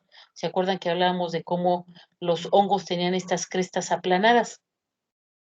Entonces, por esta mitocondria diferente a los hongos, por eso pensaban que era un protozoario. Y la otra diferencia, ¿se acuerdan que habíamos comentado en generalidades que los hongos tienen una membrana celular hecha de ergosterol? que por cierto es el sitio diana donde actúan muchos de los azoles y de los triazoles. Entonces, este hongo, se los comenté en generalidades, es la excepción, porque esta tiene su membrana hecha de colesterol, ¿sí? Entonces, por eso pensaban que era un protozoario. La otra es que no crecen en estos medios para los hongos, y por eso dije, pues no es un hongo, ¿verdad? Entonces, al tener su pared de colesterol, pues esto también va a hacer que los antimicóticos no actúen para el tratamiento de Pneumocystis jirovecii. Y ahora decían, pues entonces es un hongo, porque vieron que no era en realidad un quiste, sino esto eran ascosporas, es decir, la bolsa donde se contienen las formas de reproducción, las formas reproductivas, no es un quiste, sino son ascosporas.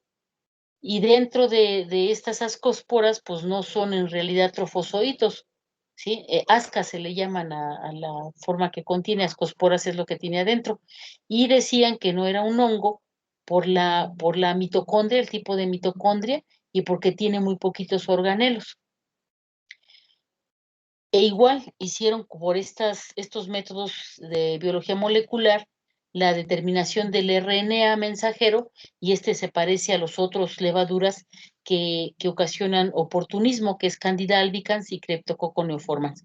Y entonces mejor dijeron, pues se trata de un hongo atípico, una forma transicional entre protozoario y hongo. Ajá. Y entonces esta es la forma, este es un quiste que contiene las formas tróficas, que estos van a estar en mayor cantidad en el pulmón, ahí en el alveolo, porque aquí en el alveolo se va a unir gracias a lo que está formado su pared, que serían, al igual que en Cándida, esta presencia de glucosa, de manosa y beta 1,3 de glucano. Entonces, esta pared va a ser de mucha importancia para la adherencia, además de otras proteínas que ahorita les voy a comentar. ¿Sí? Entonces, dentro de esta asca se encuentran los ascosporas, que todavía se les denomina como trofozoitos, y tiene una forma de evolucionar dentro de su ciclo, que ahorita vamos a platicar. Y es más, ese ciclo lo dicen ciclo probable, ¿no? Porque no está bien determinado por la dificultad que hay para su cultivo. Y entonces dentro de estos factores de virulencia están dentro de su pared, pues esta proteína mayor de superficie que la denominan MSG, y que por cierto, 3/4 partes de las proteínas totales de Pneumocystis jirovecii son esta proteína mayor. Y esta proteína mayor, que se encuentra en la parte externa, va a tener una secuencia de aminoácidos que van a tener la capacidad de tener variación, es decir, de modificar la secuencia de estos aminoácidos de manera que no va a ser detectado por la respuesta inmune, ¿sí? Ya saben que la respuesta inmune, con esta producción de anticuerpos, detecta estos antígenos, y entonces van a unirse a este hongo, pero como hay esta capacidad de variación antigénica, se modifica el sitio de acción del anticuerpo y por eso no es detectado. Las otras proteínas es esta que se llama PCSTE20, PCMAPK, que esto debe ser de fosfoquinasa, porque estas proteínas van a tener la capacidad del cambio morfológico que tiene el hongo en su ciclo, ¿sí? Y también le van a permitir la unión a las células epiteliales del alveolo. Está también esta otra, que es la proteína PRT1. Esta le sirve para degradar las moléculas exógenas, las moléculas de ahí del alveolo, que le va a permitir la adherencia al neumocito, y además también tiene la propiedad de variar antigénicamente, de manera que le sirve no solamente para preparar la adhesión, sino también para la evasión de la respuesta inmunológica. Son factores de virulencia estructurales que le van a permitir esta adherencia y esta capacidad de unirse al neumocito, porque ese es todo su chiste, ese es el mecanismo patogénico directo, el poderse unir y el poder degradar para poderse adherir ahí al neumocito. Y entonces dentro del ciclo biológico se ha visto que tiene estas formas morfológicas, que son tres principales. La primera son estas formas tróficas que le llaman, que corresponden al trofozoito, que ese es el que se encuentra dentro de del quiste, que en realidad son ascosporas, y son de las que más se encuentran en el ciclo de vida del organismo, y que por cierto es haploide, ¿sí? Y esta fase sexual le permite ser diploide, ¿sí? Por eso les digo que en su ciclo de vida, tiene las dos formas de reproducción, la sexualidad y la asexual. Y entonces, dentro del quiste, trofozoito va a ir madurando, y es lo que se le llaman las formas esporocíticas ovoides, que son las prequísticas. Es decir, es como un apicomplejo. ¿Se acuerdan que entraba el trofozoito? Bueno, el merozoito, que luego se llamaba trofozoito, y dentro del trofozoito se formaba el esquizonte, y aquí dentro del esquizonte daba origen a más formas tróficas. Esto es al que equivaldría estas formas esporocíticas ovoides. Y entonces aquí dentro de estas formas esporocíticas es que hay las jóvenes, intermedias y maduras. Aquí se va a llevar a cabo esta conjugación de las células, que sería la forma de reproducción sexual, y en otra parte del ciclo va a dar origen en una reproducción asexual. Ahorita les pongo la imagen. Y ya conforme va madurando estas formas esporocíticas, llega al quiste maduro, y dentro del quiste maduro pues ya están las ocho esporas que corresponden a los trofozoitos, que cuando se rompe este quiste maduro, salen los trofozoitos y van a ir a parasitar o a unirse a más neumocitos. Y mencionan que cuando se rompe este quiste, queda la forma de sombrero o de copa. Ahorita les enseño cómo es eso, pero esto va a resultar ya cuando el quiste, de este quiste salen las formas tróficas. Y entonces son el quiste, que sería en donde están los 8 trofozoitos, que cuando salgan estos trofozoitos, viene este esporozoito precoz, esporozoito intermedio, esporozoito tardío, que les digo que es el que daría origen a la reproducción asexual. Ahorita les voy a enseñar. Bueno, esta imagen me encanta, y creo que la puse mal porque iba antes del... Ay, creo que espérenme. Déjenme, voy a otra. Sí, esta que no les platiqué, me pasé a la otra. Y entonces en esta vemos cómo estas células que son haploides, por conjugación, se unen, dan origen al cigoto, y dentro de esta esta sería el que les digo que sería el esporozoito o forma esporocítica, y aquí dentro es como si fuera el esquizonte, se empieza a dividir, y entonces viene este esporozoito precoz, luego el intermedio y luego el maduro. Y aquí lo que está sucediendo dentro de este esporozoito, o forma esporocítica, me gusta más decir, para que no nos confundamos con los esporozoitos de los apicomplejos, es la división de las células para que dé origen a estas ascosporas, que se llaman ahora trofozoitos. Esta sería la fase del ciclo sexual. Ahorita les pongo las del ciclo asexual. Espérenme, creo que es que esta me gusta para la patogenia. Mejor primero vemos el ciclo de vida y luego me voy a la patogenia. Entonces, en este ciclo de vida, y les digo que siempre recalcan el probable, porque no se sabe a ciencia cierta. Y entonces vemos cómo en este alveolo viene la formación de las dos células haploides por conjugación, viene la cariogenia, se forma el cigoto. Ya formando este cigoto, empieza ahora por mitosis, la división, y aquí está el esporozoito o esporocítica precoz, luego la intermedia y luego la madura, que ya es la forma quística. Esta forma quística libera los trofozoitos, y estos trofozoitos, ahora por fisión binaria, esta es la fase asexual, entonces da origen a una sola célula, donde inicia lo mismo del esporozoito precoz, intermedio y maduro.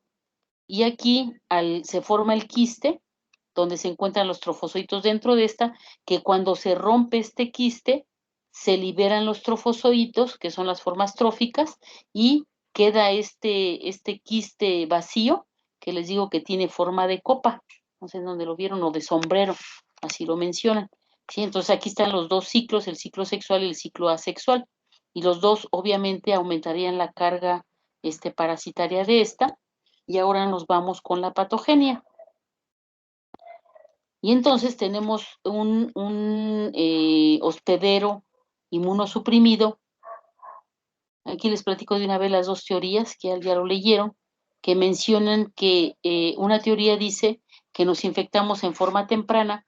Esto lo han visto porque han detectado niños que tienen anticuerpos contra neumocistis Hirobeshi, y han encontrado también niños que han desarrollado neumonía atípica. Pero aquí el factor de riesgo pues es la prematurez, pero dicen que entonces hay la posibilidad que siendo inmunocompetentes tengamos contacto con neumocistis Hirobeshi y quede como comensal a nivel del alveolo. Eso dice una de las teorías, siendo que neumocistis Hirobeshi pues puede estar presente en cualquier clima y en cualquier sitio, agua, aire, etcétera. Puede estar presente neumocistis Hirobeshi, por eso apoyan esta teoría.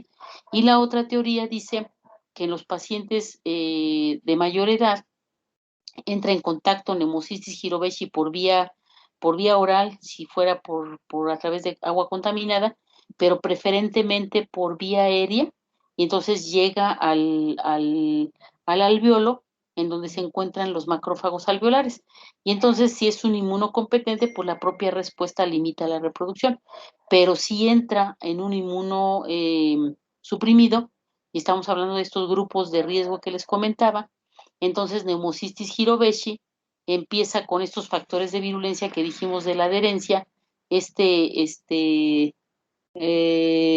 1,3D glucano, que es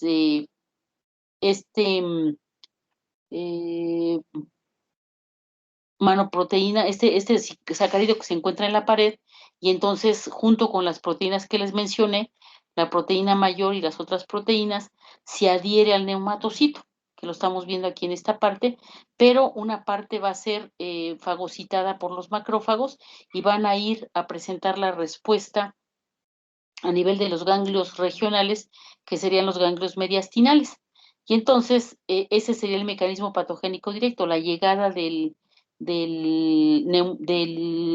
neumocistis Hirobeshi al alveolo y poderse multiplicar evadiendo la respuesta inmunológica, que prácticamente es a través de variación antigénica.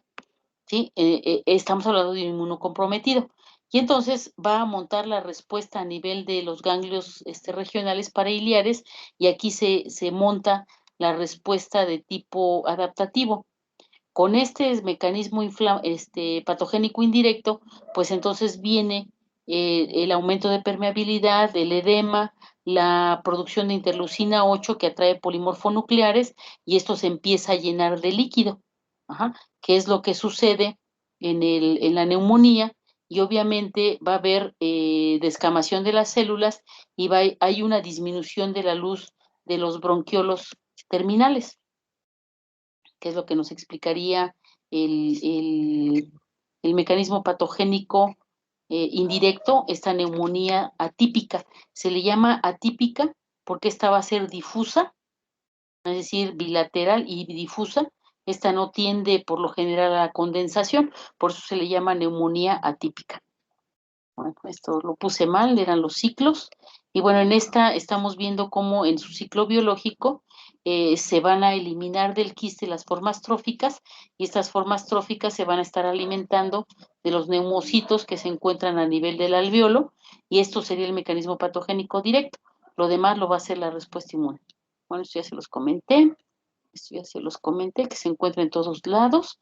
Y esto de los factores predisponentes también ya se los comenté, de cómo son los dos grandes grupos de riesgo, los pacientes con VIH que llegan a SIDA, y sobre todo a SIDA, donde se presentan las enfermedades de oportunismo, en donde hay una cantidad menor a 200 CD4. Sí, ya estamos hablando de un compromiso mucho mayor, ya hay una población muy baja de linfocitos CD4, que es la característica de llegar al SIDA, a la fase de SIDA. Y entonces en este grupo han reportado del 11 al 51% cuando hay la infección por VIH. Pero vean, cuando hay inmunocompromiso por las otras causas que les mencionaba, fuera del grupo de pacientes con VIH-Sida, pues es incluso hasta mayor proporción. ¿Sí? Aquí entrarían también, me faltó aquí, los pacientes que tienen fibrosis quística, donde hay una alteración muy importante que predispone a una adherencia mucho mayor a Pneumocystis jirovecii. Y entonces, en los pacientes que no tienen tratamiento profiláctico, y ahí entra lo que les comentaba, los pacientes que no han ido a consulta o que no se saben seropositivos y que pierden la oportunidad de llevar un tratamiento quimioprofiláctico, que es este uso de trimetopril con sulfametoxazol que les comentaba. Estos son los grupos de riesgo. Y específicamente los pacientes con SIDA que tienen menos de 200 CD4 por milímetro cúbico y que además no tengan quimioprofilaxis con cualquiera de estos dos. El que más se utiliza en México es el trimetopril con sulfametoxazol. Y les digo, son los pacientes o que no se conocen como VIH seropositivos o que no han tenido o han perdido el control en donde llevaban el control, que ya ahorita creo que ya no hay pretexto para eso, ¿no? Ya hay muchas clínicas para pacientes con VIH-Sida, con la SIDA, no me acuerdo si tiene 2 o 3 clínicas, en donde hay el acceso hasta los pacientes que no tienen seguridad social. Entonces, en estos pacientes que tienen fibrosis quística, pues la colonización por Jirovecii va a ser mucho mayor. Tienen un error ahí, si no mal recuerdo, es en la producción de alfa-1 tripsina, que les lleva a la posibilidad de ir secretando sustancias que son muy densas y que obviamente los predispone a muchas infecciones, entre ellas a pseudomonas aeruginosas. E igual, si hay alguna otra alteración en la estructura del pulmón, pues esto también va a facilitar la llegada la llegada y colonización de Pneumocystis jirovecii, ¿sí? Ahora, el que desarrollen la enfermedad, pues dependerá sobre todo el sistema inmunológico, por eso les hablaba de este conteo de CD4. Bueno, esta ya se las comenté. Esto va aparte, que las acomode mal, perdón. Bueno, en esto de la patogenia, pues ya vimos que va a depender de esto que les comento, de la teoría, aunque dicen que es más factible la segunda, es decir, que el paciente inmunosuprimido adquiera la infección de novo, entre por vía aérea, entre en estas formas quísticas se rompan, se liberen los trofozoitos que van a tener este movimiento ameboide, llegan al neumocito, aquí se van a unir a la fibronectina, a los receptores de manosa, acuérdense que tiene manosa en su pared, y con todas las proteínas que les había comentado, llega y se une al neumocito, y ahí empieza a alimentarse. ¿Sí? Se nutre de líquido alveolar y de otras células que se están descamando. Y es algo así como esto. Entonces tenemos la entrada, la unión al receptor. Sí, esto es la importancia de este 1,3 beta-glucano. Se une al receptor de los macrófagos, sobre todo. Estos macrófagos lo van a fagocitar, pero también van a secretar las citocinas proinflamatorias para montar la adaptativa. Hay esta producción de interleucina 8 que atrae polimorfonucleares. Se van a unir ahí al alveolo para nutrirse, y aquí las propias citocinas proinflamatorias van a ocasionar daño difuso en el alveolo, en donde viene este proceso inflamatorio con aumento de la permeabilidad, edema, atracción de otras células de la respuesta inmune, y entonces esto es lo que ocasiona el líquido que va a llenar los alvéolos, ¿sí? Entonces, esto es lo que es una neumonía y por lo tanto, el intercambio gaseoso, la neumatosis no se va a llevar a cabo y entonces el paciente va a manifestar, aparte de la fiebre, que es por los pirógenos endógenos, va a presentar tos en ese intento de aclaramiento del líquido que se encuentra en los alvéolos y también va a presentar disnea, puede haber dolor pleurítico, ¿sí? Dado por esta cantidad de exudado que hay en el alvéolo, ¿sí? Y no se lleva a cabo intercambio gaseoso, y entonces nosotros lo vamos a observar en una radiografía como una neumonía típica, estos focos difusos de exudado que lo mencionan como con apariencia de vidrio esmerilado, ¿sí? Como si estuviera tallado ahí el pulmón. Entonces, esa es la explicación del cuadro clínico de una neumonía típica por neumocistis Hirobeshi, obviamente en un paciente inmunocomprometido. ¿Sale? Bueno, está muy densa, está buena, pero está muy densa. Entonces, lo más frecuente es que se manifieste como una neumonía atípica, aunque también puede presentarse como una infección extrapulmonar. Aquí infecciones a nivel del oído, de los ojos, o si con la posibilidad de que pudiera dispersarse al resto de la economía. ¿Sí? Entonces, esta neumonía no la vamos a ver en los pacientes que son seropositivos, sino hasta que pasen a la fase de SIDA y cuando este conteo de CD4 sea menor de 200 células por milímetro cúbico. Entonces aquí va a haber diferentes grados de presentación y por lo general va a ser una neumonía aguda difusa que va a ser severa por la ausencia del linfocito CD4, no lo va a poder limitar esta respuesta inmunológica. Y radiológicamente, pues vamos a ver estas imágenes en vidrio despulido. La evolución va a ser subaguda, no va a ser tan grave, salvo que sea un paciente con un menor número de CD4. Y por lo general va a ser, que es otra característica de las neumonías atípicas, de una presentación insidiosa que va a iniciar por esta tos no productiva, que va a ser progresiva y que después va a ser productiva, acompañado de fiebre. Esto sería por el pirógeno endógeno, las citocinas proinflamatorias, la tos por inundación de los alvéolos, la disnea, porque no hay este intercambio gaseoso a nivel del alvéolo, fatiga, que es esta sensación de cansancio extremo, que es muy frecuente en los pacientes que presentan la neumonía, pero que también está asociado a la inmunosupresión, a esta disminución de los linfocitos CD4. Dolor torácico, escalofríos, sudoración, estos pueden presentarse, pero no es lo frecuente. Y aquí, ojo, si el paciente tiene datos de neumonía, pero se agrava esa disnea en forma súbita y se acompaña de dolor torácico de tipo pleurítico, que es un dolor como transflictivo, esto hay que valorar si no se produjo un neumotórax, es decir, que se haya disminuido el pulmón y la presencia de aire libre en el mediastino. Bueno, esto ya se los comenté. La fiebre es muy frecuente y por lo general la fiebre no va a ser muy elevada. La tos sí es muy frecuente, inicia de forma no productiva, pero también puede presentarse de forma productiva, una tos, una expectoración hialina y muchas veces rosada. Aquí la hemoptosis no se presenta, no hay destrucción del tejido pulmonar, es decir, no hay esta formación de caverna y por eso no tiene por qué haber hemoptisis.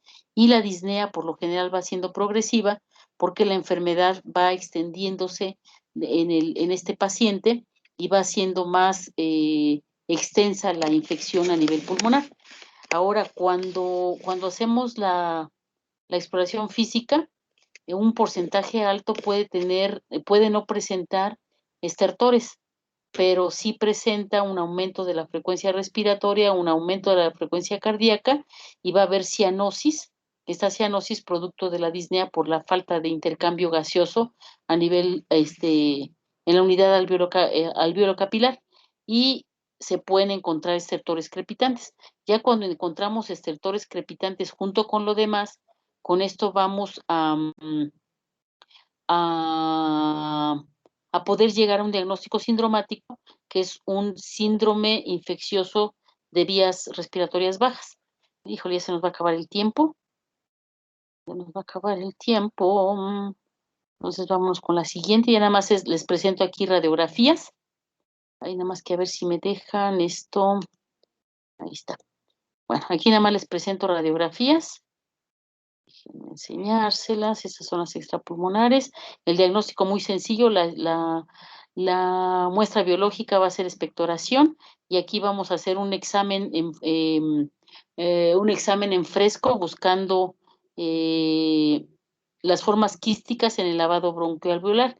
Y esto es este exudado, que es roso espumoso, porque el metabolismo del Hirobeshi produce este exudado proteínico y fibrinoide. Sí, entonces la forma de hacer diagnóstico, el examen en fresco del lavado bronquial de preferencia, se hace con una tinción. La tinción con Gómoro y Grocott es el estándar de oro. Se pueden utilizar otras tinciones.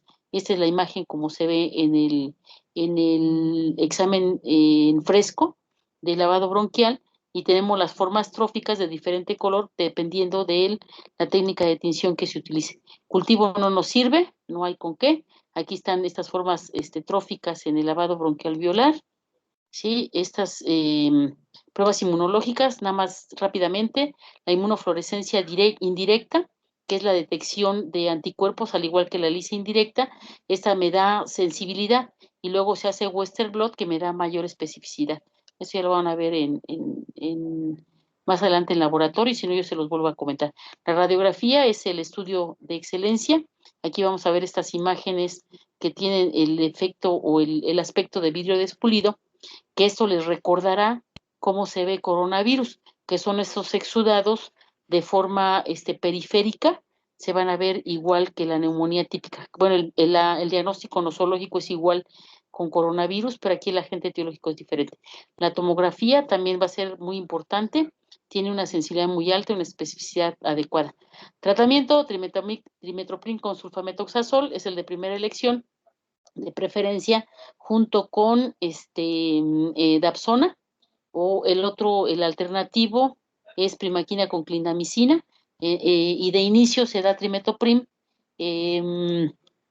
que es la misma que utilizamos como quimioprofilaxis. Sí, que esa sería en las formas graves, la pentamidina. Los corticoides solamente cuando la oximetría baja mucho se pueden utilizar. No sirven los antimicóticos, y como profilaxis, es decir, cuando tenemos un paciente seropositivo, se utiliza trimetoprim a dosis baja. La más baja, esta es dosis de niño, una vez por día, y eso se mantiene durante mucho tiempo, es más, durante todo el tiempo. Y esta medida de quimioprofilaxis permite que el paciente que llega a SIDA no desarrolle esta neumocistosis por Hirobeshi. Ups, ¿ya terminamos? No sé si haya dudas. Un tema bien interesante, pero que bueno, por el tiempo nos tienen corriendo, pero la próxima semana va a ser de puro repaso. Entonces, si hay alguna duda, por ahí me la comentan el lunes, porque ahorita ya es tiempo de irnos al laboratorio. ¿Sale? Sí, doctora. Sí, doctora, gracias. Ah, que va, ¿no? ¿De qué? No, nos vemos el lunes ya para el repaso. Ahí saquen sus dudas, Sí, porfa. gracias. ¿De qué? Hasta el lunes, bonito fin de semana. Bye. Gracias, doctora. Igual. Gracias igualmente. Gracias, igualmente. Hasta luego. Nos vemos. Gracias.